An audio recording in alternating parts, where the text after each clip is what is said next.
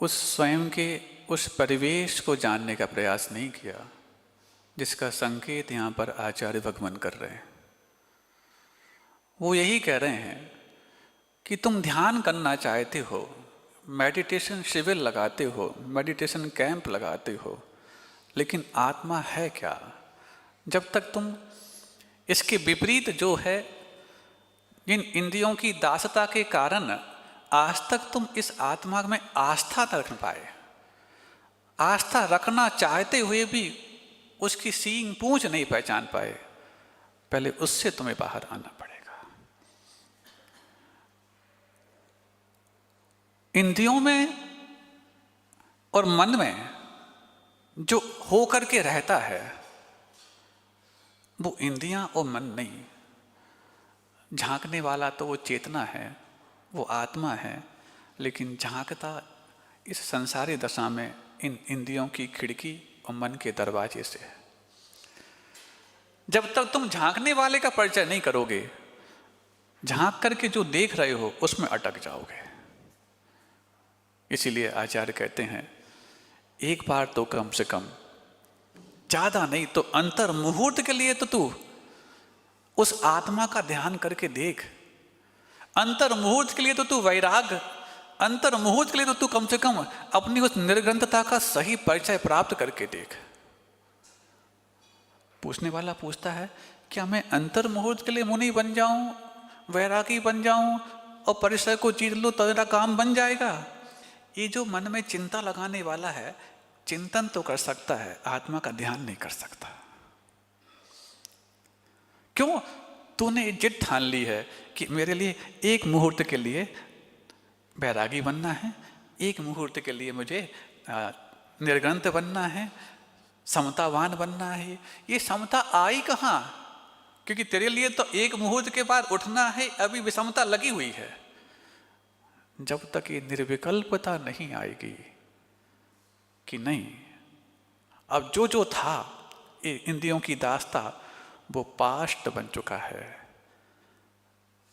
वो सब पास्ट बन चुका है, फ्यूचर में उसकी कोई संभावना नहीं है, तब जाकर के वो इस चीज को समझ पाता है। आप लोग सुन रहे हैं? और यदि सुन रहे हैं तो फिर इस बात को ध्यान भी रखें कि इस आत्मा का ध्यान बहुत बहुत आज तक हमारे लिए प्रतीक्षित तो है, समीक्षित नहीं है। समीक्षा उसकी होती है जिसको बारे में हमने समझ लिया हो, और प्रतीक्षा उसकी होती है जिसको अभी समझाना हो। समीक्षा और प्रतीक्षा में अंतर समझते? जो हो चुका है उसकी समीक्षा की जाती है और जो होने वाला उसकी प्रतीक्षा की जाती है। तो हम आज तक आत्मा की समीक्षा में करने चाहते हैं कि आत्मा की प्रतीक्षा करना चाहते हैं?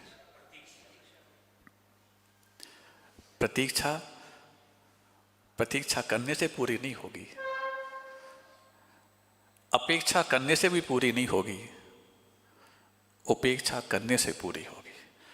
किसकी उपेक्षा करें महाराज? जो इसके विपरीत है उसकी उपेक्षा। कौन है? संयम कर्णग्राम। वो जो कर्णग्राम है, इंद्रियों का जो साम्राज्य है, पहले उसको संयमित करो, उसकी उपेक्षा करो। What is the result of knowledge? नानस्य फलम किम? ये जब प्रश्न पूछा गया कि ज्ञान का फल क्या है, अज्ञान निवृत्ति हानोपादान उपेक्षाश्च फलम, कि अज्ञान की निवृत्ति, हे का त्याग, उपादेय का ग्रहण, ये तीन तो हैं ही। उसके बाद उपेक्षाश्च फलम। उपेक्षा, किसकी उपेक्षा? आत्म तत्व की उपेक्षा। अच्छा ये बताओ, जो उपेक्षा करने वाला है, क्या वो करने वाले की उपेक्षा कर सकता? क्या फिर तो उपेक्षा कर ही नहीं पाएगा। उपेक्षा करने वाला कोई और हो और उपेक्षित उससे कोई और हो, तब तो उपेक्षा होगी। किसी का कोई विरोध करे तो विरोध करने वाला क्या विरोध करने वाले का विरोध कर सकता? दो चीजें आवश्यक हैं, एक विरोध करने वाला हो और एक जिसका विरोध हो रहा हो वो हो, एक उपेक्षा करने वाला हो और एक जिस उपेक्षित हो रहा हो वो हो। तो उपेक्षा करने वाला तो आत्मा है, तो उपेक्षित कौन होगा? आत्मा के अलावा जो कुछ है वो सब उपेक्षित होगा। तब जाकर के वो ध्यान की भूमिका बनती है। ध्यान की चर्चाएं बहुत हो जाती, बहुत ध्यान पूर्वक हो जाती, लेकिन ध्यान नहीं हो पाता।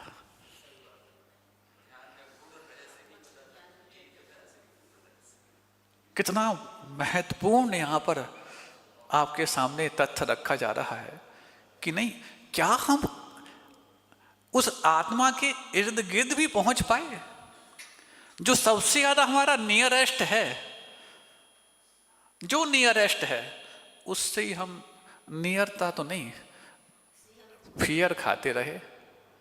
जो सबसे ज्यादा नियर एंड डियर है उससे ही फियर खाते रहे।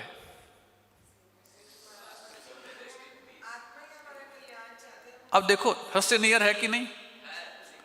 सबसे नियरेस्ट है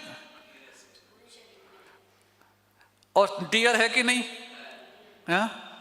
अरे बात अलग है कि उसके सही क्लू नहीं मिल पाए तो वो जहाँ जहाँ फंक्शनिंग करता है हमने उनको डियर मान लिया, इंद्रियों के रूप में डियर मान लिया, मन के रूप में डियर मान लिया, उनकी रास्ता करने लगे। ध्यान रखना, ये मालिक की सेवा के लिए थे सर्वेंट, और तुम सर्वेंट में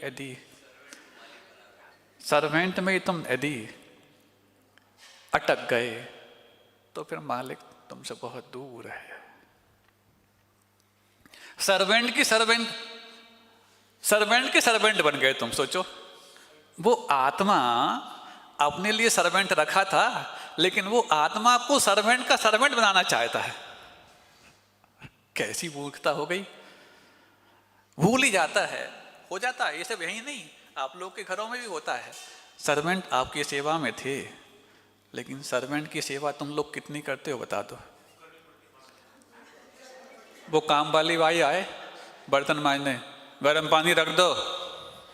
आओ, अब सेठानी जी गर्म पानी कर रही हैं किचन में जाकर के। क्यों? वो जो तेल वाला सामान लगा ना कढ़ाई में और उसमें, तो उसके लिए गर्म पानी है।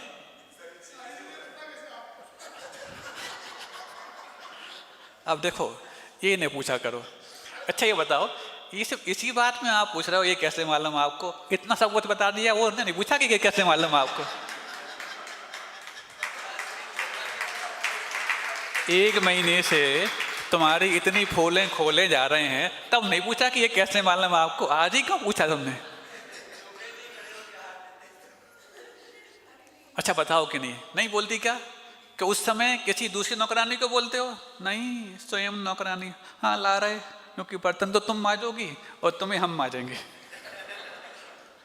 हाँ, अब मान लो, ये ठीक है आप लोग की बात हो गई, अब इन लोग की बात करूँ थोड़ी सी। हाँ, ये लोग अपने कैसे सर्वेंट के सर्वेंट बनते हैं? हाँ सुनो 1 मिनट, इस अपने सर्वेंट कैसे बनते हैं? हाँ, मान लो लगा दिया कौन? मुनीम। अब मुनीम क्या करेगा? आपकी अकाउंटेंसी करेगा, लेकिन मुनीम के लिए अकाउंटेंसी करने लायक जो कुछ भी रॉ मटेरियल देगा कौन देगा बताओ? आज मुनीम साहब शांति से बैठे हैं, क्यों? कुछ काम नहीं है क्या? आपने करके दिया ही नहीं है, मैं क्या करूं? पहले कितने डेब्ट हैं, कितने कैरेट सामने लाके रखो, कच्चा चिट्ठा तो लाके रखो, तब तो हम उसको पक्का काउंट करेंगे। ये कौन करेगा? मालिक। जबकि यदि मान लो स्वयं होके करते तो एक बार में ही पूरा कर सकते, तो कि आपके दिमाग में सब कुछ है, लेकिन नहीं, मुझे दिमाग में ये रखना है कि मुझे मुनीम से काम कराना है, क्योंकि यदि मैं करूँगा तो लोग क्या कहेंगे, इतने छोटे हैं कि मुनीम नहीं रख पाते।